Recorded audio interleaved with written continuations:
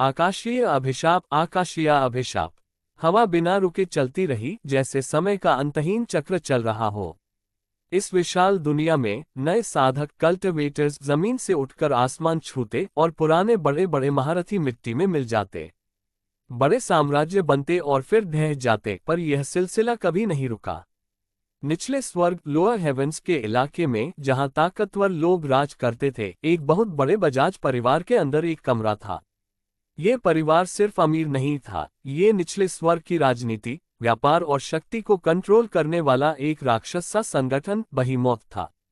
इस कमरे में 3 साल का एक बच्चा बिस्तर पर सोया हुआ देखा जा सकता था, जिसका नाम रुद्रांश था। कमरा कोई खास नहीं था, पर इसमें जो आरामदायक बिस्तर और शानदार कालीन बिछे थे, वे इस परिवार की हैसियत बता रहे थे। बच्चे के बाल काले, चेहरा गोल मटोल और प्यारा था। उसकी नाक थोड़ी नुकीली थी और गाल इतने प्यारे थे कि जो भी उसे देखता, उसका मन करता कि एक बार उसके गाल खींचकर प्यार कर ले। मगर इस प्यारे से चेहरे पर चैन नहीं था। बच्चा दर्द में लग रहा था, उसकी भौहें बहुत कसकर सिकुड़ी हुई थीं और चेहरे पर तकलीफ साफ दिख रही थी। अचानक बच्चे ने एक जोरदार सांस ली, बिस्तर से उछलकर उठा और अपना सिर कसकर पकड़ लिया। हाँ, यह क्या बवाल है, क्या हो गया? मेरे सिर में इतना दर्द क्यों हो रहा है? उसकी आवाज पतली और बच्चे जैसी थी, लेकिन उसकी आंखों में जो घबराहट थी, वह एक बड़े इंसान की थी। जैसे ही बच्चा उठा, उसने अपने आसपास की चीजों को देखा। उसकी आंखों में एक पल के लिए भारी भ्रम आया, लेकिन कमरे को देखते ही वह दूर हो गया। उसने कांपते हुए अपने छोटे हाथ ऊपर उठाए, वे मुलायम, छोटे और चिकने थे। इस नन्हे शरीर और बड़े दिमाग के तालमेल से उसके दिल की धड़कन तेज हो गई। फिर जल्द ही उसके चेहरे पर एक ऐसी गहरी शांति छा गई जो किसी छोटे बच्चे के लिए सही नहीं थी, जैसे उसने सब कुछ स्वीकार कर लिया हो। क्या मैं सच में वापस आ गया? उसके अंदर एक शांत आवाज गूंजी। बच्चे ने अपने सिर को बिस्तर के सिरहाने पर टिकाया और आराम से बैठ गया। उसकी सांसें तेज थीं। वह अपनी तेज धड़कन को शांत करने की कोशिश में अपनी आंखें बंद कर लेता है। जल्द ही उसकी पुरानी यादों की एक बार उसे याद दिलाती है कि वह कौन है। वह है रुद्रांश बजाज, जो निचले स्वर्ग में सबसे बड़ी ताकत रखने वाले बजाज परिवार के मुख्य बच्चों में से एक है। उसे अब याद था, वह वापस अतीत में आ चुका है। ज्यादा सही यह होगा कि वह अपनी मौत के बाद वापस आया है। अपने पहले जीवन में रुद्रांश बजाज 28 साल की उम्र में मारा गया था। उसके बाद उसका पुनर्जन्म कौशल भूमि नाम की एक बिल्कुल अलग दुनिया में हुआ। वह दुनिया जहां चीख चीख नहीं थी, सिर्फ टेक्नोलॉजी और कौशल स्किल्स चलते थे, वहां वह 30 साल तक रहा और फिर मारा गया। 2 बार मौत के घाट उतरकर तीसरी बार जिंदगी मिली है।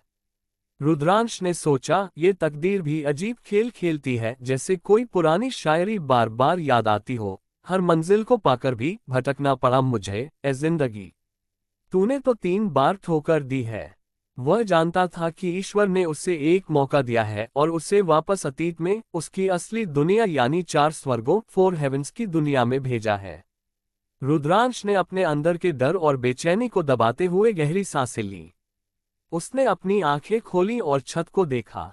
उसकी सबसे पहली रणनीति थी छिपकर रहना, ले लो। रुद्रांश ने सोचा, मेरा दिमाग तो स्वर्गीय अमर शासकों की साजिशें सुलझाना चाहता है, पर यह 3 साल का शरीर कहता है, भाई पहले जाकर कुछ मीठा खाकर सो जा।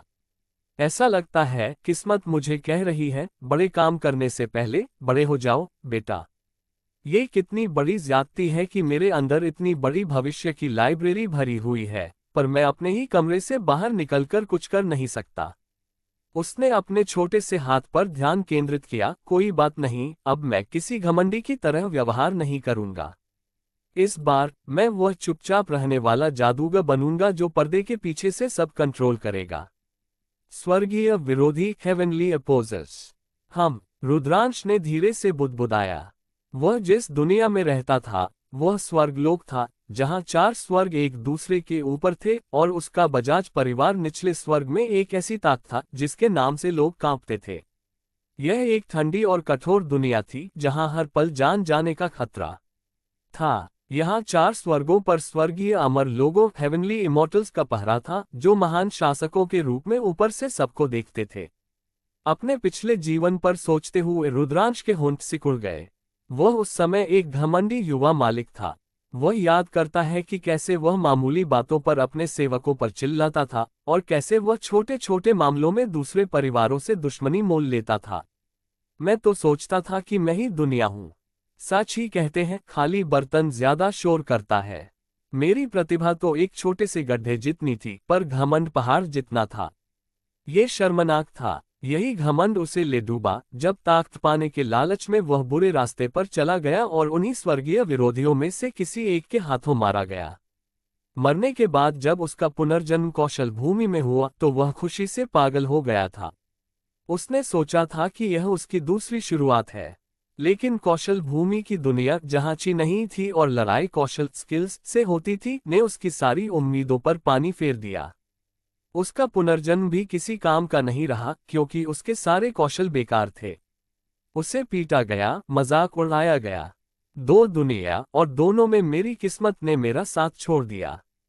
लगता है मेरी किस्मत एक ऐसे पुराने दोस्त की तरह है जो हमेशा गलत समय पर आता है। उसने मन में चुटकी ली, पर वह पूरी तरह नहीं टूटा। उसके पास पहले जीवन के तलवार चलाने के कौशल और तेज दिमाग की ताकत थी। इसी के दम पर उसने कौशल भूमि में किराए के सैनिक मर्सनरी के रूप में गुजारा किया। इसी दौरान उसे उपन्यास नॉवेल्स नाम की कोई चीज मिली। ये उपन्यास ही उसका असली खजाना बने। वह साधना से जुड़े उपन्यास पढ़ने लगा और तभी उसे स्वर्गीय विरोधी नाम की कोई चीज मिली। उत्सुकता से उसने इसे पढ़ा और दंग रह गया। यह उपन्यास 100% उसकी असली दुनिया के बारे में था। उपन्यास ने बताया कि जिन स्वर्गीय अमर शासकों ने स्वर्ग पर कब्जा कर रखा है, वे चालाक और खतरनाक हैं। उन्होंने स्वर्ग के नियम को तोड़कर चुने हुए लोगों चोजन वंस को मारना शुरू कर दिया ताकि उनकी 9 सीटें खतरे में न पड़ें। वे साजिश रचकर चुने हुए लोगों को इतनी पीड़ा देते थे कि उनकी आत्मा में बदले की आग भड़क जाए। यही आग स्वर्गीय विरोधियों का कारण बनी। रुद्रांश ने अब एक मजबूत योजना बनाई। उसके पास भविष्य का पूरा ज्ञान था। वह जानता था कि इस युग में कौन कौन से छोटे और कमजोर लोग बड़े होकर स्वर्गीय विरोधियों के महान नेता बनेंगे, जैसे कि वह महारानी एम्प्रेस, वह दैरवी जानवर हेवनली बीस्ट, वह औषधिराज का उत्तराधिकारी मेडिसिन किंग सक्सेसर और यहाँ तक कि वह असली नायक ट्रू एमसी भी। मुझे इस बार उनकी दोस्ती चाहिए, उनकी दुश्मनी नहीं। मैं उनके लिए एक सीढ़ी बनूंगा, न कि एक खलनायक। रुद्रांश ने ठान लिया। मैं चुपचाप अपनी साधना करूंगा, अमर बनूंगा और अपने अरमान पूरे करूंगा। अगर उन विरोधियों का नेता बनना मेरी किस्मत में लिखा है तो मैं सबसे शांत विरोधी सम्राट बनूंगा। उसने अपने छोटे गालों पर हाथ फेरा। ठीक है रुद्रांश बजाज, सबसे पहले मुझे अच्छा खाना खाना है और जल्दी बड़ा होना है। इस 3 साल के शरीर के साथ मेरी सारी योजनाएं ख्याली पुलाव की हैं। आकाशीय अभिशाप भाग 2, हिमशिला का अभिशाप। रुद्रांश ने आखिरकार गहरी सांस ली और अपनी आंखें खोली। वह अभी भी उसी कमरे में था, जिसका मतलब था कि यह कोई सपना नहीं बल्कि हकीकत थी। उसने धीरे धीरे बिस्तर से उठने की कोशिश की, लेकिन लड़खड़ाकर जमीन पर गिर पड़ा। ये कितनी बड़ी विडंबना थी। एक अमर आत्मा का इतना शक्तिशाली ज्ञान और वह एक छोटे से 3 साल के शरीर को संभाल नहीं पा रहा था। शारीरिक नियंत्रण पर ध्यान देना होगा, उसने मन में ठान लिया। वह आईने की तरफ बढ़ा और अपने आप को देखा। यह मासूम चेहरा, गोल मटोल गाल। किसी को क्या पता कि इस प्यारे से चेहरे के अंदर एक 2 बार मरा हुआ और पूरे भविष्य का ज्ञान रखने वाला आदमी बैठा है। तभी कमरे का दरवाजा खुला और एक नौकरानी हांफती हुई अंदर भागी। रुद्रांश ने तुरंत अपनी आंखें चमकाईं और एक बच्चे की तरह अभिनय करते हुए पूछा, क्या हुआ? नौकरानी ने कहा, छोटे मालिक, पहली मालकिन बच्चे को जन्म दे रही है। ये सुनकर रुद्रांश ने जानबूझकर हैरानी जताई और फिर खुशी से चिल्लाया। बच्चे जैसा नाटक करना अब उसके लिए एक दूसरा स्वभाव बन चुका था। वह जानता था कि इस परिवार में, जहां बजाज परिवार की राजनीति चलती है, वहां मासूमियत का मुखौटा पहनना ही अमरता की उसकी गुप्त योजना का पहला कदम था। नौकरानी के पीछे चलते हुए वह आंगन तक पहुंच गया। रास्ते में उसके दिमाग में उसके पिता बजाज प्रताप का ख्याल आया। जब उसने सुना कि प्रताप ने साधना में व्यस्त होने का बहाना बनाकर आने से मना कर दिया है, तो रुद्रांश मन ही मन हंसा। कितनी बड़ी विडंबना है। पिताजी को लगता है कि साधना में व्यस्त रहना ही दुनिया का सबसे बड़ा त्याग है। रुद्रांश ने मन में सोचा, लगता है पिताजी को कभी कभी साधना की जगह रिश्तेदारी की क्लास लेनी चाहिए थी। साधना से बड़ा उनका घमंड और पद है, और यही चीज उन्हें भविष्य में ले डूबेगी। आंगन में पहुंचते ही चीखें कम हो गईं और उनकी जगह एक बच्चे के रोने की आवाज सुनाई दी। रोने की आवाज के साथ कमरे के अंदर से एक बर्फीली ठंडी हवा का झोंका आया। ये झोंका इतना तेज था कि आंगन में खड़े नौकरों के शरीर ठंडे पड़ गए। रुद्रांश के पूरे शरीर में एक गहरी सिरहन दौड़ गई। ये ठंड साधना की नसों को जमा देने वाली थी, जिससे पता चलता था कि यह बच्ची साधारण नहीं है। तभी शक्तिशाली आभा और रस वाले लोग आंगन में दिखने लगे। ये सब बजाज परिवार के बुजुर्ग और ताकतवर सदस्य थे। और फिर उनके मुखिया, उसके दादाजी बजाज अमरेश भी वहां आ गए।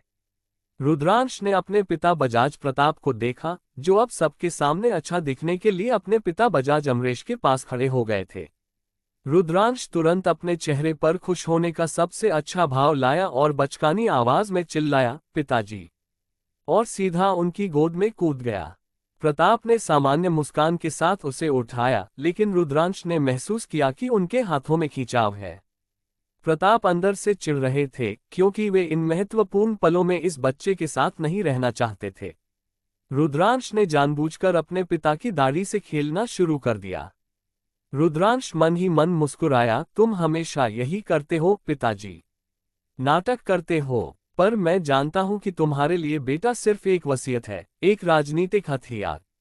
कोई बात नहीं, इस बार मैं तुम्हें भी तुम्हारी जगह दिखाऊंगा। तभी दाई कमरे से बाहर आए और बजाज अमरेश तेजी से अंदर चले गए। रुद्रांश ने अपने दादाजी पर ध्यान केंद्रित किया। बजाज अमरेश, जिनकी साधना निचले स्वर्ग के शिखर पर थी, अपने आप में एक जीवित किंवदंती थे। उन्होंने बच्चे को उठाकर स्कैन किया। रुद्रांश ने देखा कि पहले दादाजी का चेहरा खुशी से चमक उठा। वह खुश थे, उन्होंने शायद बच्चे में भयंकर प्रतिभा महसूस की थी। लेकिन अगले ही पल उनके चेहरे की वह खुशी ऐसे उड़ गई, जैसे किसी ने सच ही कहा हो, खुशी की बारिश में अक्सर गम की बिजली कड़कती है। दादाजी ने निराश चेहरे से घोषणा की, अफसोस, इसमें साधना करने की भयंकर प्रतिभा है, लेकिन इसकी नसें हिमशिला से रुकी हुई हैं। यह न सिर्फ साधना नहीं कर पाएगी, बल्कि पूरी जिंदगी इस भयानक ठंड को सहना पड़ेगा। हिमशिला। रुद्रांश को याद आया कि हिमशिला साधना के रास्ते की सबसे बड़ी रुकावटों में से एक है। ये प्रतिभा को जमा देती है और शरीर को धीरे धीरे मार डालती है। दादाजी की बात सुनते ही आंगन का माहौल बदल गया। जिनके चेहरे पर लालच था, वे अब राहत महसूस कर रहे थे। वहीं रुद्रांश का पिता प्रताप, जिसने अपनी ही बेटी को एक बार भी नहीं देखा था, तुरंत रुद्रांश को जमीन पर रखा और बिना एक भी शब्द कहे वहां से चला गया। हाँ, भाग गए। रुद्रांश ने मन में ताली पीटी। पिताजी ऐसे भागे जैसे किसी ने कह दिया हो, साधना से ब्रेक लो और बच्चे को दूध पिलाओ। अब आंगन में सिर्फ नौकरानियां और रुद्रांश बचा था। उसी सन्नाटे में उसकी मां की शांत आवाज आई, उसे मुझे दे दो। रुद्रांश अपनी मां के कमरे की तरफ बढ़ा। वहां उसकी मां बैठी थी, काले बाल, शांत लेकिन थका हुआ चेहरा। वह कोमल दिखती थी, लेकिन रुद्रांश जानता था कि यह सिर्फ दिखावा था। उसकी मां, जिसका नाम अभी सामने नहीं आया है, एक ऐसी चालाक और साजिश रचने वाली औरत थी, जो फायदे के लिए किसी को भी इस्तेमाल कर सकती थी। रुद्रांश जानता था कि उसकी मां एक राक्षसी डेमन थी, जिसने अनगिनत लोगों को अपनी चालों से बर्बाद किया था। लेकिन रुद्रांश ये भी जानता था कि वह राक्षसी उसे प्यार करती थी। ये प्यार अजीब था। रुद्रांश जानता था, जैसे कोई शायरी कहती है, नफरत की आग में पली है, ये मोहब्बत की दाल जहर से भरी है, पर मेरे लिए मीठी है। यह अजीबोगरीब रिश्ता ही उसकी सबसे बड़ी ताकत था। रुद्रांश ने तुरंत अपनी बहन के बारे में सोचना शुरू किया। हिमशिला, ये प्रतिभा, ये ठंडक। अगर मैं इस अभिशाप को तोड़ सका, तो मेरी बहन, जिसकी नसें हिमशिला से भरी हैं, एक अविश्वसनीय प्रतिभा बनकर उभरेगी। वह भविष्य में स्वर्ग विरोधियों की सबसे शक्तिशाली योद्धाओं में से एक बनेगी। उसने मन ही मन अपनी योजना में एक नया अध्याय जोड़ा। पहला कदम अपनी बहन को बचाना और उसे अपना बनाना। वह कमरे में चला गया और अपनी माँ के पास जाकर मासूमियत से बोला, माँ, क्या यह मेरी छोटी बहन है? उसकी माँ ने बिना किसी भावना के बच्चे को गोद में लिया और फिर रुद्रांश को देखा। उस राक्षसी औरत के चेहरे पर एक मुस्कान आई जो केवल रुद्रांश के लिए थी। आकाशीय अभिशाप भाग 4, नए रास्ते और पुरानी चालें। तो अब क्या किया जाए? रुद्रांश बजाज ने अपने कमरे की छत को घूरते हुए कहा। वह इस समय अपने कमरे में एक आरामदायक कुर्सी पर लेटा हुआ था। उसकी बहन अवनी बजाज के जन्म को 2 दिन हो चुके थे। इन 2 दिनों में कुछ खास नहीं हुआ, सिर्फ उसके पिता बजाज प्रताप एक बार अवनी से मिलने आए थे और हिमशिला के अभिशाप की खबर पूरे बजाज परिवार में फैल चुकी थी। इस समय रुद्रांश पूरी तरह से भविष्य की रणनीति पर विचार कर रहा था।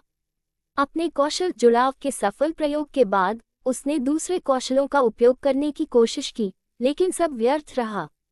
जब भी उसने कोई दूसरा कौशल इस्तेमाल करने की कोशिश की तो उसके सिर में भयानक दर्द होने लगा।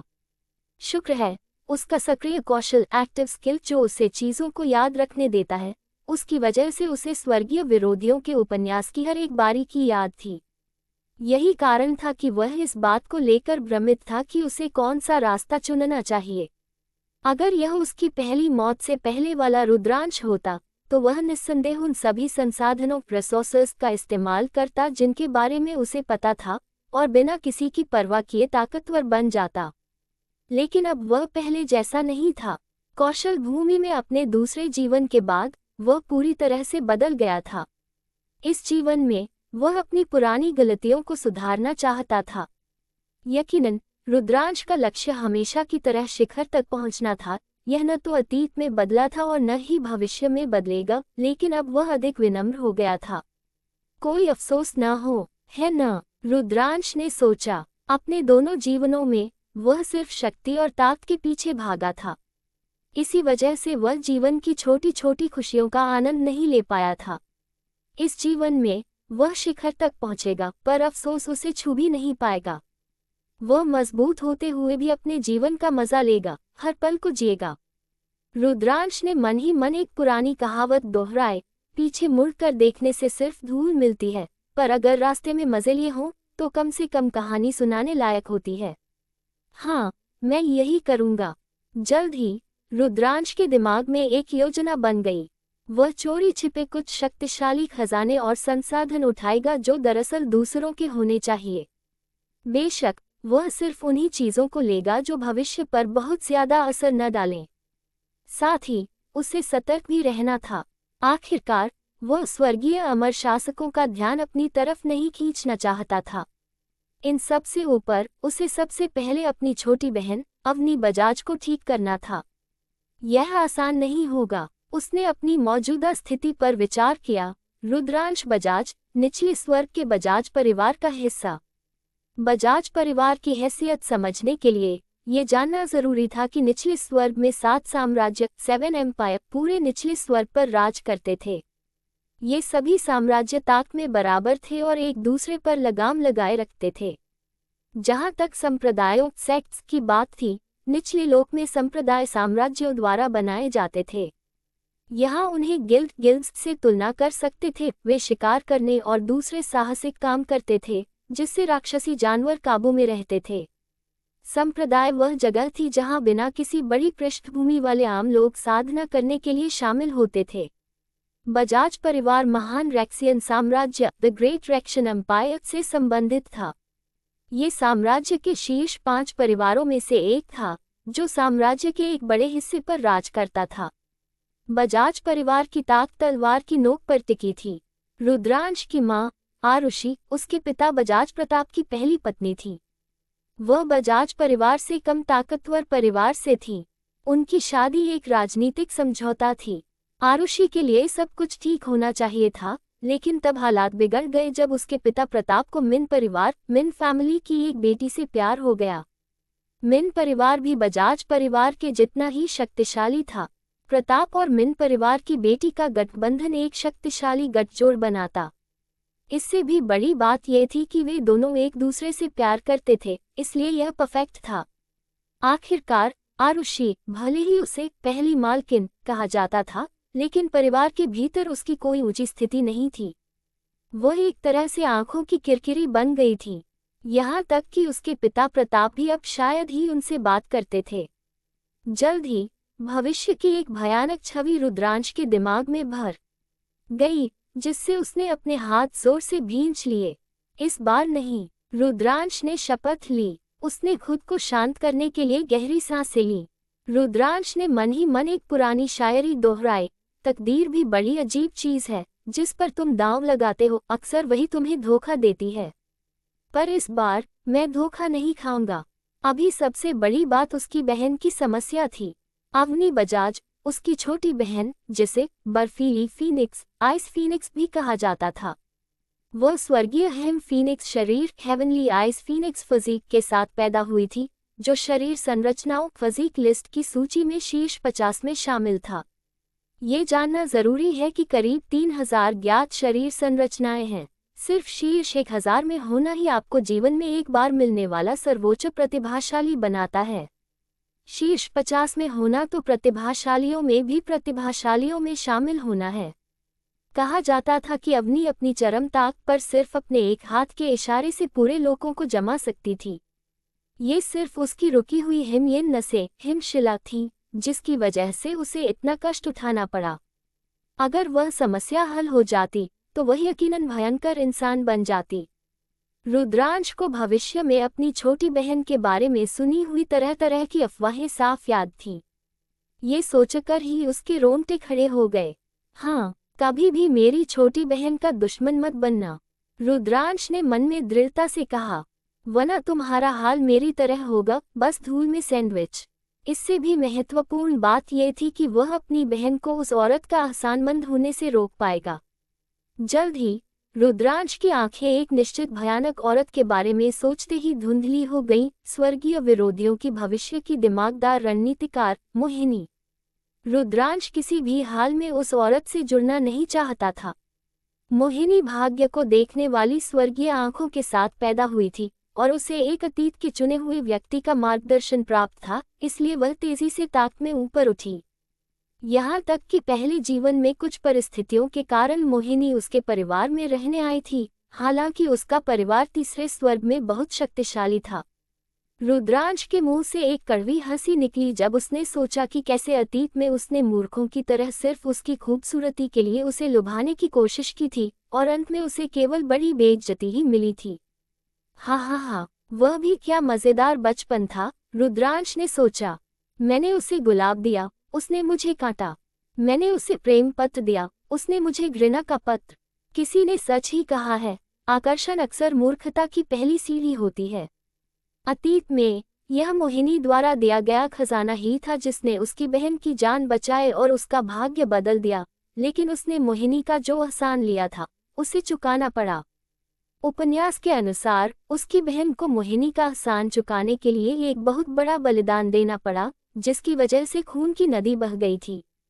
इस बार ऐसा नहीं होगा, रुद्रांश ने प्रतिज्ञा ली। वह यकीनन अपनी बहन को बचाएगा और उसे पहले से ही पता था कि कैसे। लेकिन पहले सही समय का इंतजार करना था। उसे उस स्वर्गीय खजाने तक पहुंचना था जो मोहिनी तक पहुंचने से पहले ही उसे सही कर सकता था। ये खजाना बजाज परिवार के किसी छुपे हुए हिस्से में था, जिसके बारे में बजाज अमरीश भी नहीं जानते थे। जब तक मैं 10 साल का नहीं हो जाता, मेरा शरीर इतना मजबूत नहीं होगा कि मैं उस खतरे को झेल सकूं जो उस जगह पर है। 7 साल और मुझे 7 साल तक शांत, सीधा और भोला भाला बच्चा बनकर रहना होगा। यह अभिनय मेरी साधना से भी ज्यादा मुश्किल है। रुद्रांश जोर से हंसा और बोला, इस बार कोई मेरा रास्ता नहीं रोकेगा। मेरा रास्ता, मेरा समय, मेरी बहन। आकाशीय अभिशाप भाग 6। 7 साल का इंतजार और मासूमियत का मुखौटा। 4 साल बाद इस समय 7 साल का एक लड़का बजाज परिवार के विशाल घर में घूमता हुआ दिखाई दे रहा था। उसके काले बाल लंबे हो चुके थे और उसने उन्हें पोनीटेल में बांध रखा था, जबकि उसकी आंखें शांत और स्थिर थीं। उसके आसपास एक अजीब शांति और गहरा जुड़ाव का भाव महसूस किया जा सकता था। यह उसके कौशल जुड़ाव का प्रभाव था, जिसने उसे परिवार के भीतर और नौकरों के बीच असामान्य रूप से लोकप्रिय बना दिया था। ये छोटा लड़का बहुत प्यारा था, जिससे ये साफ पता चलता था कि बड़ा होने पर वह यकीनन बेहद हैंडसम होगा। रुद्रांश बजाज अभी अभी अपनी कक्षा खत्म करके अपनी बहन अवनी बजाज के कमरे की तरफ जा रहा था। इन सालों में यूं तो ज्यादा कुछ नहीं बदला था, पर कुछ छोटे मोटे अपडेट हुए थे। 1 महीने पहले उसके पिता बजाज प्रताप की दूसरी पत्नी धवल परिवार की औरत ने एक छोटे भाई को जन्म दिया था। अब उसका एक सौतेला भाई था। रुद्रांश ने इस खबर को वैसे ही लिया जैसे कोई पुराना बेकार का सॉफ्टवेयर अपडेट आता है। न कोई प्रतिक्रिया, न कोई चिंता। रुद्रांश ने मन में सोचा, मैं जानता हूं कि यह लड़का प्रताप की परछाई बनेगा, यानी घमंडी, कम अक्ल और महज एक राजनीतिक प्यादा। मैं न तो इससे दोस्ती करूंगा और न ही इसे दुश्मन बनाऊंगा। यह मेरे लिए अभी हवा है। रुद्रांश ने मन में व्यंग्य किया। बड़े लोगों की लाइफ में साइड कैरेक्टर्स ऐसे ही आते जाते रहते हैं। उन्हें भाव देना मतलब अपना टाइम खराब करना। एक और महत्वपूर्ण बदलाव यह था कि उसने धीरे धीरे अपने बचकाने व्यवहार को बदलना शुरू कर दिया था। उसने ऐसा अचानक नहीं किया, बल्कि बजाज परिवार को दिखाने के लिए धीरे धीरे अपनी अजीब बुद्धिमत्ता सामने रखी। इस बदलाव के कारण कुछ लोगों ने उसे अजीब बच्चा या सनकी जीनियस तक कहना शुरू कर दिया था, और कई ने इसका दोष अवनी के अभिशाप पर डाला। हाँ, मैं सनकी हूँ। 3 जीवन जीकर जो सनकी न बने वह मूर्ख है। रुद्रांश ने मन में मुस्कुराया। जो मुझे सनकी बोलते हैं उन्हें नहीं पता कि मैं सिर्फ अपनी सेटिंग्स बदल रहा हूँ। जहाँ तक उसकी बहन अवनी बजाज की बात थी, वह ठीक वैसा ही व्यवहार कर रही थी जैसा रुद्रांश को याद था। अवनी मुश्किल से ही बात करती थी, और वह भी केवल रुद्रांश और उसकी माँ आरुषि से। इसके अलावा वह शायद ही कभी रोती या कोई मान करती थी। अपनी छोटी उम्र में भी अवनी भयानक बुद्धिमत्ता का प्रदर्शन करती हुई लगती थी, जिसकी वजह से वह परिवार के बाकी लोगों से दूर हो गई थी। हिमशिला का अभिशाप अभी भी उसके साथ था। उसके शरीर से समय समय पर ठंडी येन ऊर्जा निकलती थी, जिसकी वजह से बाकी बच्चे उससे दूर रहते थे। ये यादें रुद्रांश को आज भी चुभती थीं। मुझे अपनी बहन को उन सब से दूर रखना होगा जो उसे दर्द देते हैं। बजाज प्रताप ने मुझे पीटा, पर क्या मेरा बदला खामोशी से लिया जाएगा? बजाज प्रताप को पता ही नहीं चलेगा कि उसके धवल परिवार के बेटे के नाम होने वाले खजाने पर अब किसका नाम लिखा जा चुका है। रुद्रांश ने मन में एक प्रतिज्ञा ली, हर घाव को भरने में समय लगता है, पर दुश्मनी को पालने में तो मजा आता है।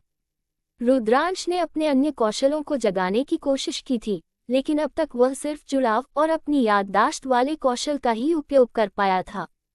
हालांकि उसे अभी भी धुंधला सा महसूस होता था कि जब वह 10 साल का हो जाएगा तो वह अपने सभी कौशलों का उपयोग कर पाएगा, उम्र जिसमें साधना शुरू की जाती है। बस 3 साल और इंतजार करना मुश्किल है, पर साधना के लिए सही उम्र की ताकत ही अलग होगी, रुद्रांश ने सोचा। एक हल्की सी उत्सुकता महसूस करते हुए रुद्रांश अपनी माँ आरुषि के आंगन में चला गया। नौकरों के बीच उसकी अच्छी प्रतिष्ठा थी। रुद्रांश ने उन सबको सिर हिलाकर जवाब दिया। वह अपनी माँ के कमरे में घुसा। अंदर घुसते ही उसने अपनी बहन अवनी को कुछ खिलौनों से घिरा देखा। उसकी त्वचा बेदाग सफेद थी और उसकी नीली आंखें ठंडी थीं। जैसे ही अवनी ने रुद्रांश को अंदर आते देखा, उसकी भावहीन आंखें रोशनी से भर गईं।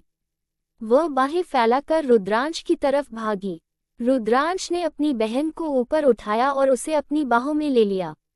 अवनी ने खुशी से अपनी बाहें उसकी गर्दन के चारों ओर लपेट लीं। तो तुम्हारा दिन कैसा रहा, प्रोफेसर?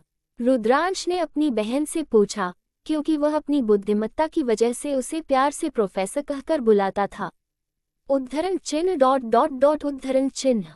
ओह, उबाऊ था, क्योंकि मैंने तुम्हें आज की नई मेम वाली किताब नहीं दी, रुद्रांश ने हंसते हुए पूछा। उद्धरण चिन्ह ... उद्धरण चिन्ह। लगता है तुम्हें मेरी व्यंग्य भरी कंपनी की आदत पड़ गई है। उद्धरण चिन्ह ... उद्धरण चिन्ह। ठीक है, मैं रुकता हूँ। मैं बस तुम्हें छेड़ रहा था। रुद्रांश जानता था कि अवनी मन में कह रही थी, ये भाई कभी नहीं सुधरेगा। ये देखकर वह मन में मुस्कुराया। वे दोनों एक दूसरे से बात कर ही रहे थे कि तभी अवनी अचानक कांपने लगी और उसके शरीर से ठंडी येन ऊर्जा निकलने लगी। रुद्रांश ने अपनी बहन को जोर से गले लगा लिया और तुरंत अपने कौशल को सक्रिय किया ताकि वह दर्द को बांध सके। रुद्रांश ने महसूस किया कि उसका शरीर ठंडा हो गया है, जैसे बर्फ की सुइयां चुभ रही हों। रुद्रांश का आंतरिक शारीरिक दर्द भी कितना हसीन है जब वो अपनों के लिए सहा जाए, वरना गैरों के लिए तो सिर्फ एक बहाना है। उसने अपनी बहन को देखा जो बिना कोई आवाज निकाले उसे पकड़े हुए थी। कुछ ही सेकंड में वह ठंड गायब हो गई। रुद्रांश कांपते हुए रह गया, लेकिन उसने अपनी बहन को नहीं छोड़ा। उसने अपनी बाहों में अपनी बहन को देखकर सहज महसूस किया। तुम ठीक हो अवनी? उसने सिर उठाया और हाँ में सिर हिलाया, लेकिन तभी उसकी बहन उसे गहराई से देखने लगी, जैसे उससे पूछ रही हो, तुम अपना ध्यान क्यों नहीं रखते? तुम गुस्से में हो? उद्धरण चिन्ह ... उद्धरण चिन्ह। माफ करना अवनी, मैं तुम्हें अकेले दुख नहीं सहने दे सकता। उद्धरण चिन्ह ... उद्धरण चिन्ह। क्यों? क्योंकि तुम मेरा परिवार हो, और सच कहूं तो दुनिया की सारी साधना एक तरफ और मेरे परिवार को बचाना एक तरफ। मुझे लगता है ये साफ साफ प्रायोरिटी है। अवनी ने अपना सिर उसके कंधे पर रख लिया। रुद्रांश अपने जुड़ाव के माध्यम से महसूस कर सकता था कि उसकी बहन बहुत खुश थी। तभी उसकी माँ आरुषि कमरे में दाखिल हुई और बोली, आए टिल्ड लगता है तुम दोनों हमेशा की तरह कितने करीब हो। जानते हो रुद्रांश, तुम अपनी माँ को जेलस बना रहे हो टिल्ड। रुद्रांश ने सिर हिलाया और मजेदार लहजे में अपनी माँ को जवाब दिया, माँ, आपको जेलस होने की जरूरत नहीं है। आप मेरी ओरिजिनल हैं, बाकी सब तो बस सस्ते कॉपी पेस्ट हैं। वह धवल परिवार और सौतेले भाई की ओर इशारा कर रहा था। आरुषि पल भर के लिए रुक गई, उनके चेहरे पर एक अजीब मुस्कान आई।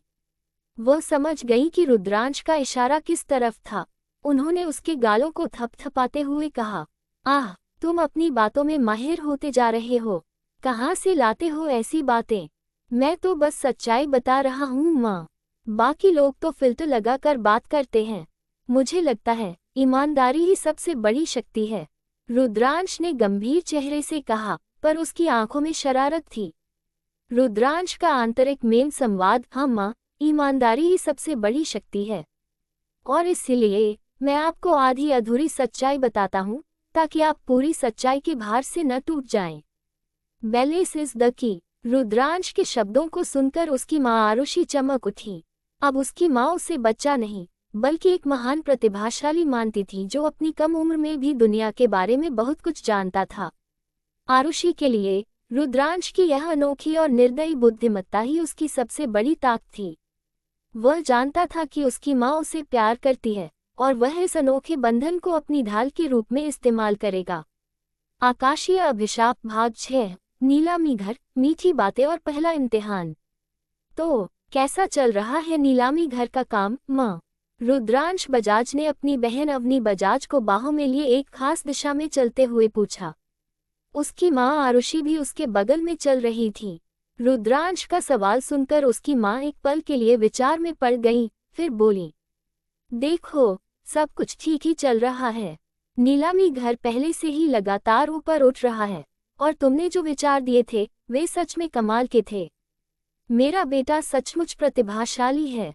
अपने वाक्य के अंत में उसकी माँ ने गर्व से मुस्कुराते हुए उसकी तरफ देखा। ये देखकर रुद्रांश मन ही मन व्यंग्य से मुस्कुराया, क्योंकि इनमें से कुछ विचार वास्तव में उसकी माँ के ही थे। उसने तो बस उन्हें सही समय से थोड़ा पहले बोल दिया था। कम से कम मेरे पास पूरी दुनिया की स्क्रिप्ट है, इसलिए मुझे आइडिया चोरी करने का कोई मलाल नहीं। आखिरकार मैं ये सब अपनी माँ के लिए कर रहा हूँ। रुद्रांश ने मन में सोचा।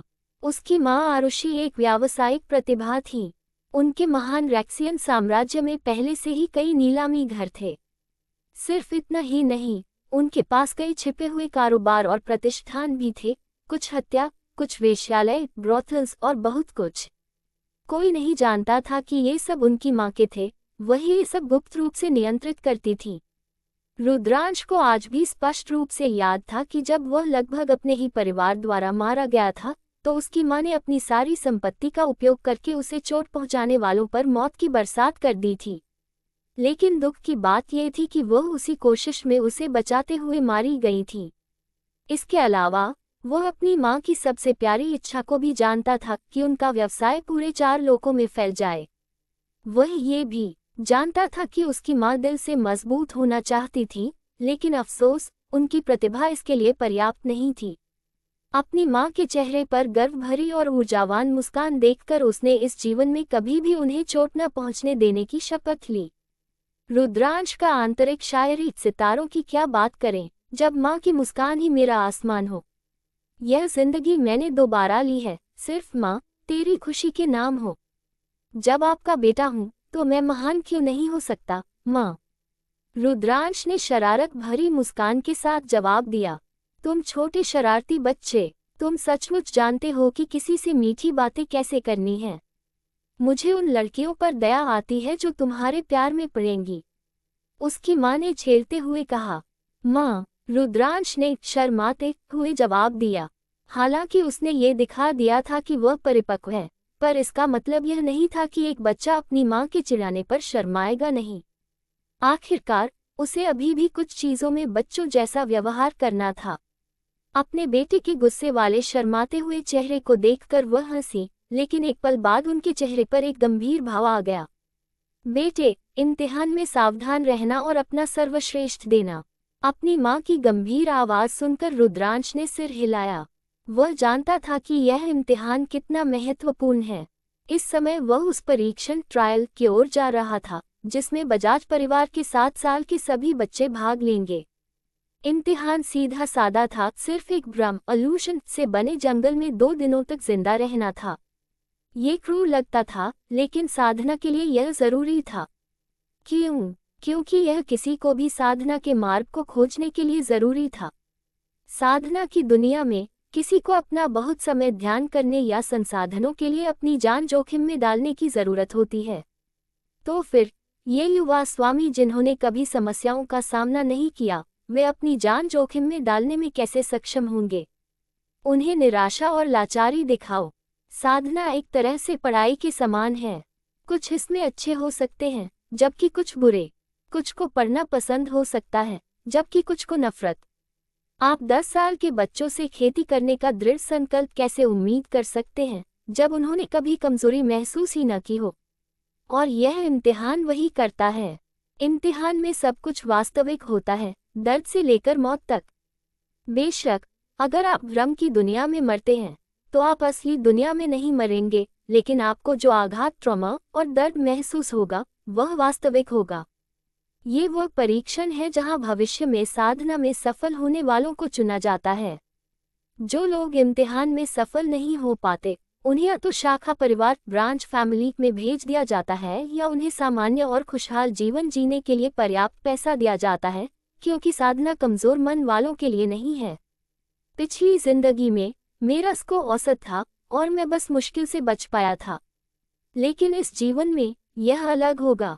मैं असाधारण प्रदर्शन करूंगा। मैं जितना बेहतर प्रदर्शन करूंगा, मुझे उतने ही ज्यादा संसाधन मिलेंगे। रुद्रांश ने मन में विचार किया। भले ही मुझे अपने परिवार से कोई लेना देना ना हो, मैं इस बात को नज़रअंदाज नहीं कर सकता कि मेरा परिवार एक ढाल है जो मेरी रक्षा कर रहा है। जब मैं काफी मजबूत हो जाऊंगा, तो मैं बस ढाल को फेंक दूंगा।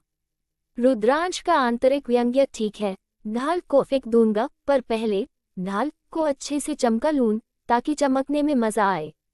वरना पुरानी ढाल कौन उठाएगा? जब वह गहरे विचारों में खोया हुआ था, वह अपनी बहन और माँ के साथ एक विशाल खुले क्षेत्र में पहुंच गया, जहां कई लोग दिखाई दे रहे थे। केंद्र क्षेत्र में 7 साल के कई बच्चे एकत्रित थे। कुछ घबराए हुए थे, कुछ शांत थे, जबकि कुछ अपने होंठ काट रहे थे। रुद्रांश की आंखें शांत थीं जब उसने अपने चचेरे भाइयों और परिवार के जमावड़े को देखा। एक बड़े क्षेत्र में विशाल मेजों पर कई ताकतवर हस्ती बैठी थीं, जिनमें रुद्रांश के दादाजी बजाज अमरेश, उसके पिता बजाज प्रताप, उसके चाचा और कुछ चाची शामिल थीं। उन सभी के चारों ओर शक्तिशाली आभा थी। वहां उसके बड़े चचेरे भाई और वर्तमान प्रतिभाशाली पीढ़ी भी थी। वे सभी शांत और स्थिर दिख रहे थे, जबकि उनके चारों ओर श्रेष्ठता की आभा थी। नजदीक देखने पर रुद्रांश ने अपने पिता के पास एक सुंदर महिला को बैठा देखा, जो धवल परिवार से थी और उस सीट पर बैठी थी जो उसकी मां आरुषि की होनी चाहिए थी। उसकी बाहों में एक छोटा बच्चा था। ये देखकर उसने समझदारी से अपनी माँ की तरफ देखा, सिर्फ ये देखने के लिए कि वह शांत थी और उन्हें कोई परवाह नहीं थी। रुद्रांश जानता था कि उसकी माँ न तो उसके पिता से प्यार करती थी और न ही उन्हें उनकी कोई परवाह थी। उनकी शादी राजनीतिक थी। धवल परिवार की महिला से शादी करने के बाद उसके पिता ने उसकी माँ को पूरी तरह से नज़रअंदाज कर दिया था। रुद्रांश को यकीन था कि उनके बीच अगर कोई सद्भावना थी तो वह सिर्फ उसकी माँ के कारोबार के कारण थी। अन्य बच्चों को केंद्र की तरफ इकट्ठा होते देखकर उसने अनिच्छुक अवनी को जमीन पर उतारा और उसके सिर पर हाथ फेरते हुए मुस्कुराया। अपने भाई के गर्म स्पर्श को पाकर अवनी ने अपनी आंखें बंद कर लीं। वह उस गर्मी का आनंद लेने लगी जो सिर्फ उसका भाई ही उसे दे सकता था। जब रुद्रांश ने अपना हाथ हटाया तो उसे अपनी बहन की तरफ से निराशा महसूस हुई। उसने शरारत भरी मुस्कान के साथ अपनी बहन से कहा और अपने गालों की तरफ इशारा किया, अवनी, तुम अपने भाई को प्रोत्साहित करने के लिए एक चुम्मा क्यों नहीं देती? रुद्रांश का आंतरिक मेम संवाद, हाँ चुम्मा, ये बड़े भाई का पहला टूल किट है और अगर यह काम न करे तो चॉकलेट काम आती है। अवनी के लिए मेरा प्यार ही चॉकलेट है, पर चुम्मा सच्चा मोटिवेशन है। अपने भाई के शब्दों को सुनकर अवनी ने अपनी भावहीन आंखों से अपने भाई को देखा, जो अब अपने गाल दिखाने के लिए थोड़ा घुटनों के बल झुका हुआ था। अवनी कुछ देर तक अपने भाई के गाल को देखती रही, जिसके बाद उसने अपने प्यारे भाई को सौभाग्य का एक छोटा चुम्मा दिया। अपने गाल पर चुम्मा महसूस करते हुए उसने आखिरी बार अपनी बहन के सिर को थपथपाया और केंद्र की ओर चल पड़ा। वह अपनी बहन के सिर को थपथपाए बिना नहीं रह सका। उसके बाल रेशमी थे और उसे थपथपाने पर हमेशा एक ठंडा एहसास होता था। अपनी माँ को एक चुम्मा देते हुए, जिन्होंने अपनी बहन के चुम्मे पर मुंह फुला लिया था, रुद्रांश जमावड़े के केंद्र की ओर चला गया। मुड़कर देखने पर उसने अपनी बहन को अपनी माँ की बाहों में देखा, जो अब उन मेजों की तरफ चल रही थी जहाँ सभी बुजुर्ग बैठे थे। तेज कदमों से रुद्रांश जमावड़े के बीच में पहुंच गया। जो लोग उसे देखते थे वे या तो उसके लिए रास्ता बना लेते थे या दूर हट जाते थे। आखिरकार रुद्रांश परिवार में उन बच्चों की पिटाई करने के लिए काफी बदनाम था जिन्होंने उसकी बहन को नाराज किया था। यहाँ तक कि अगर बच्चे समूह में आकर रुद्रांश को मारते थे तब भी वह जीत जाता था। इतना ही नहीं, रुद्रांश से हमेशा परिपक्वता और जुड़ाव का एक भाव महसूस होता था। वह हमेशा बच्चों से अलग थलग दिखता था। यहाँ तक कि जब उसके दादाजी बजाज अमरेश ने उससे यह आभा महसूस की तो उन्होंने ये देखने के लिए उसके शरीर की जांच की थी कि क्या रुद्रांश के पास कोई विशेष शरीर संरचना है, लेकिन अफसोस ऐसा कुछ नहीं था। इसलिए उन्होंने इसे सिर्फ कुछ विशेष आकर्षण शक्ति मान लिया था, क्योंकि उसका कौशल जुड़ाव इतना शक्तिशाली नहीं था कि वे इसे जादुई मान सकें। इसलिए उसके परिवार ने इसे जाने दिया था। बेचारे बजाज अमरेश। अगर आपको पता चले कि आपका पोता 3 जीवन का एक्सपीरियंस लेकर घूम रहा है तो आप शायद मुझे गोद लेने की जगह गोदाम में बंद कर देंगे। Ignorance is bliss, ignorance is bliss. Rudransh ने मन ही मन हंसा। आकाशीय अभिशाप भाग 8, पहली परीक्षा और वर्ल्ड स्पिरिट मास्टर का लक्ष्य। बाहर, अरे रुद्रांश, यहाँ आ जाओ। जब रुद्रांश जमावड़े के बीच में खड़ा था जहाँ बाकी बच्चे उससे दूर रह रहे थे, तभी उसे एक तेज खुशमिजाज युवा लड़की की आवाज़ सुनाई दी जो उसे बुला रही थी। लड़की की आवाज़ सुनकर रुद्रांश ने मन ही मन एक गहरी आह भरी और अपनी तरफ दौड़ती हुई लड़की की तरफ देखा जो हाथ हिला रही थी। क्या चाहिए तेजस्विनी? रुद्रांश की उदासीन आवाज़ सुनकर उसकी ओर दौड़ती हुई लड़की ने मुंह फुला लिया। वह 7 साल की दिखती थी, जिसकी आंखें और बाल काले थे और चेहरा प्यारा था। उसके किनारे के बाल गूंथे हुए थे, जिससे वह और भी प्यारी लग रही थी। वह तेजस्विनी उसके चाचाओं में से एक की बेटी थी, प्रत्यक्ष वंशज और उसकी चचेरी बहन। ओह टिल्डर इतने बिगाड़े हुए मत बनो। तुम्हें पता है न, आज वह दिन है जब हमें साधना के लिए चुने जाने का मौका मिलेगा। जैसे ही उसने बात की, वह रुद्रांश के पास आए और उत्साहित होकर उसके कंधे हिलाने लगी। ये देखकर रुद्रांश के सिर में दर्द होने लगा। ज्यादातर समय रुद्रांश दूसरे बच्चों से दूर रहता था क्योंकि वह उन्हें परेशान करने वाला मानता था, लेकिन ये लड़की उसे बार बार परेशान करती रहती थी। चाहे वह उसे भगाए या चिल्लाए, वह फिर भी आती थी और उसके साथ खेलने को कहती थी। ये तब हुआ था जब उसने गलती से उसे धमकाने वालों से बचाया था।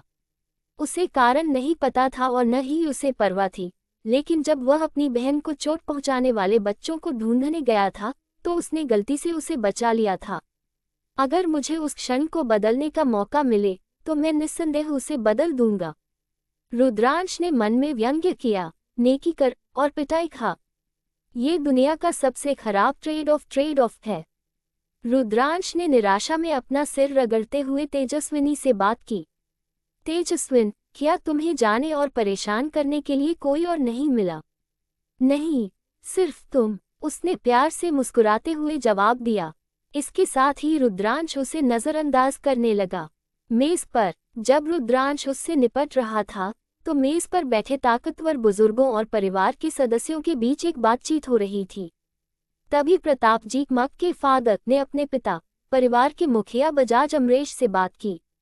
पिताजी, आपको क्या लगता है कि इस साल कौन हमें एक अच्छा शो दिखाएगा?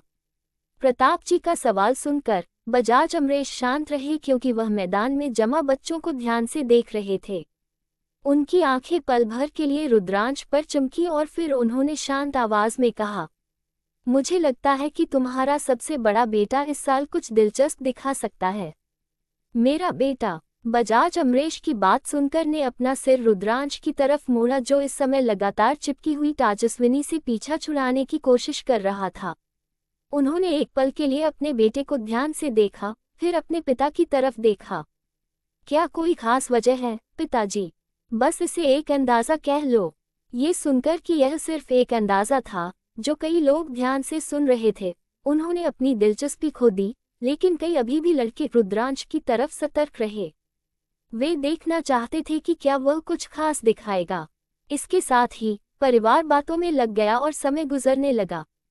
परीक्षा की शुरुआत जैसे ही आधा घंटा खत्म हुआ, एक बुजुर्ग खड़े हुए और उन्होंने अपने हाथ ताली बजाकर टकराए, जिससे तेज आवाज की एक लहर यात्रा कर गई। इससे कई बच्चे पीछे हट गए या गिर पड़े, जबकि आसपास शांति छा गई। ये देखकर बुजुर्ग ने सिर हिलाया और बोले, सभी को नमस्कार, मेरा नाम ललित बजाज है और मुझे उम्मीद है कि आप सभी अपनी परीक्षा के लिए तैयार हैं। बुजुर्ग के शब्द सुनकर सभी बच्चों ने सिर हिलाया। ये दृश्य देखकर रुद्रांश सिर्फ मन ही मन सिर हिला सका। इन सबको नहीं पता कि असली डर क्या है। इन्हें लगता है ये साधारण जंगल है। उसने सोचा, असली लाचारी महसूस करने के लिए सच्चे डर की जरूरत होती है, और वह डर जल्द ही इनके दरवाजे पर बिना घंटी बजाए दस्तक देगा। जैसे ही वह बच्चों पर दया कर रहा था, एक आदमी अहंकार से जमावड़े में चला आया। वह मध्यम आयु वर्ग का, काफी हैंडसम दिख रहा था। उसके शरीर पर एक सुंदर नीले रंग का चोंगा था, जबकि उसकी छाती पर एक प्रतीक पिन किया हुआ था। ये 2 पंखों से सुरक्षित एक ग्लोब की तस्वीर थी। इस व्यक्ति को देखकर कई बुजुर्ग खड़े हो गए और सिर झुकाकर अभिवादन किया। मध्यम आयु वर्ग के व्यक्ति ने अहंकार से उन्हें सिर हिलाया, हालांकि उसकी वास्तविक ताकत उनमें से कई से कम थी। ऐसा इसलिए था क्योंकि वह एक वर्ल्ड स्पिरिट मास्टर था। मध्यम आयु वर्ग के व्यक्ति पर वह प्रतीक देखकर कई लोगों को ईर्ष्या हुई, यहाँ तक कि रुद्रांश को भी, लेकिन वह भावना जल्दी ही दृढ़ संकल्प से भर गई। इस बार मैं इसे पाकर रहूंगा, रुद्रांश ने खुद से कसम खाई। वर्ल्ड स्पिरिट मास्टर साधना करने वालों से अलग होते हैं। उनके अंदर एक वर्ल्ड स्पिरिट कोर होता है और वे वर्ल्ड स्पिरिट ऊर्जा का उपयोग कर सकते हैं। वे स्पिरिट वर्ल्ड से जुड़ सकते हैं और उस ऊर्जा का उपयोग करके मजबूत बन सकते हैं। वर्ल्ड स्पिरिट मास्टर अद्भुत होते हैं क्योंकि वे उस ऊर्जा से अलौकिक चीजें कर सकते हैं। वे जहां भी जाते हैं उनका बहुत सम्मान होता है, और जब तक वर्ल्ड स्पिरिट एसोसिएशन मौजूद है, कोई भी वर्ल्ड स्पिरिट मास्टर का अपमान करने की हिम्मत नहीं करता। ये सोचते हुए रुद्रांश ने उस आदमी को गहराई से देखा जो अहंकार से बजाज अमरेश की तरफ चल रहा था, लेकिन उनके पास पहुंचते ही मध्यम आयु वर्ग के व्यक्ति ने आदरपूर्वक सिर झुकाया। ये देखकर बजाज अमरेश ने सिर हिलाया। वर्ल्ड स्पिरिट मास्टर बहुत दुर्लभ होते हैं। बजाज परिवार में भी उनमें से सिर्फ 2 थे, और सामने वाला तो केवल स्पिरिट फ्यूजन के स्तर पर था। उनकी साधना का क्रम कुछ इस प्रकार है। तारांकन, वर्ल्ड सेंसिंग, तारांकन world spiritual movement, world spiritual movement. तारांकन world spiritual rotation, world spiritual rotation. तारांकन वर्ल्ड स्पिरिट, वर्ल्ड स्पिरिट। तारांकन world spirit fusion, world spirit fusion. तारांकन world spirit transformation, world spirit transformation. तारांकन world spirit completion, world spirit completion. कहा जाता है कि कोई व्यक्ति वर्ल्ड स्पिरिट कंप्लीशन के बाद ही सच्चा वर्ल्ड स्पिरिट मास्टर बन सकता है। बेशक उसके बाद भी आगे बढ़ने के लिए कई अन्य चरण हैं। जब रुद्रांश सोच रहा था तब भी उसकी आंखें वर्ल्ड स्पिरिट मास्टर पर टिकी थीं। उसने देखा कि मध्यम आयु वर्ग के व्यक्ति ने मुखिया के बगल में अपनी जगह ले ली। इसके साथ ही जिस बुजुर्ग ने खुद को ललित बजाज बताया था, उन्होंने कहा, तो चलिए शुरू करते हैं। इससे पहले कि बच्चे कुछ समझ पाते, वर्ल्ड स्पिरिट मास्टर ने अपने हाथ चटकाए और एक कोमल और सुखदायक नीली रोशनी उनके हाथों से निकलने लगी। उन्होंने कुशलता से अपने हाथ हिलाए क्योंकि नीली रोशनी बच्चों को घेरने लगी। उनमें से कई घबरा गए, लेकिन नीली रोशनी ने उनकी चिंताओं को शांत कर दिया और बस एक क्लिक के साथ बच्चों के नीचे एक फॉर्मेशन दिखाई दिया। ये देखकर कई बुजुर्गों ने मध्यम आयु वर्ग के व्यक्ति को ईर्ष्या से देखा। एक तेज रोशनी ने सभी बच्चों को घेर लिया और वे कुछ भी पीछे छोड़े बिना गायब हो गए। जंगल के अंदर नीली रोशनी चमकते ही रुद्रांश ने अपनी आंखें खोलीं। जंगल की खुशबू और उसकी कोमल हवा ने उसके चेहरे को सहलाया। कोई भी यह पा सकता था कि ये दुनिया अत्यधिक यथार्थवादी थी, और यह सच भी था। केवल इतना अंतर था कि इस जगह को बंद करने वाला फॉर्मेशन ये सुनिश्चित करता था कि अगर आप मर भी जाएं, तो आपको जिंदा बाहर निकाल दिया जाएगा, जबकि बाकी जानवर और जंगल वास्तविक हैं। और यह बात बच्चों को पता नहीं थी। उनके लिए यह एक भ्रम था, और डर और मौत का साफ सच जल्द ही उनके पास आ रहा होगा। ठीक है, यह मेरी समस्या नहीं है। मेरी समस्या है कि मैं भूखा हूँ और मेरे पास टाइम कम है। रुद्रांश ने अपने होंठों को हल्के से दबाया। रुद्रांश का आंतरिक मुहावरा कहते हैं, पेट पूजा सबसे पहले। अब शिकार ही मेरा सबसे पहला धर्म है। देखते हैं यहाँ कौन मुझे प्रोटीन दे सकता है। तेज फुर्तीली हरकतों के साथ वह पास की झाड़ियों की तरफ बढ़ा। पास पहुंचकर उसने सूंघा। कोई विशेष गंध महसूस न होने पर वह खुश हुआ। अच्छा, लगता है इस जगह पर किसी जानवर ने निशान नहीं लगाया है। सबसे पहले उसे छिपने की जगह चाहिए और पीने के लिए पानी का एक साफ स्रोत ढूंढना था। इसके साथ ही उसे ज्यादा खतरनाक जानवरों के लिए क्षेत्र का नक्शा भी बनाना था। रुद्रांश ने संकोच नहीं किया क्योंकि उसने कुछ मिट्टी उठाए और अपनी गंध को छुपाने के लिए उसे पूरे शरीर पर लगाना शुरू कर दिया। जैसे ही उसने सुनिश्चित किया कि वह पेड़ों के भीतर अदृश्य रहेगा, उसने चलना शुरू कर दिया। शिकार का समय आ गया था।